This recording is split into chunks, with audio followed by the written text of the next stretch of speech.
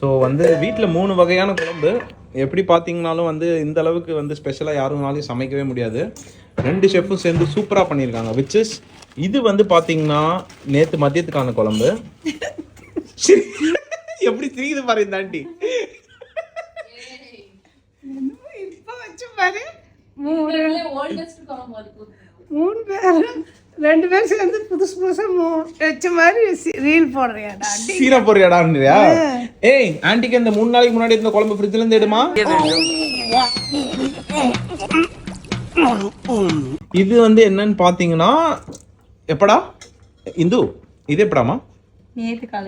நேத்து காலையில இதுடாமா. இப்படிதான் அடிக்கடி கொட்டணும்ன்றது இல்லன்னா நமக்கே கன்ஃபியூஸ் ஆகுதா இல்லையா? இப்போ எல்லாரும் வயித்துல கொட்டோம். அடி பாவி கீழ கொட்டா மனசு கஷ்டமா இருக்கு. அதனால உங்களெல்லாம் உட்கார வச்சு வயித்துல கொட்டோம். உங்க வீட்லயும் இந்த மாதிரி ஏகப்பட்ட வெரைட்டி டிஷஸ் இருந்ததுன்னா மறக்காம கமெண்ட் பண்ணுங்க. எத்தனை நாளுக்குரியதுன்னு கமெண்ட் பண்ணுங்க ப்ளீஸ். ஏய் இதை மறந்துட்டேன், தேங்காய் சட்னி. சனிக்கிழமை காலையில பூரிக்கு வச்சது, இன்னைக்கு வந்து திங்கக்கிழமை நைட்டு. அதுவும் கெட்டவே போகாம வந்து அவ்வளோ ஸ்பெஷலா மெயின்டைன் பண்றாங்க. அதுக்கான டிப்ஸும் வந்து இந்த அற்புதமான பெண்மணிகள் கிட்ட இருந்து நம்ம கத்துக்கலாம்.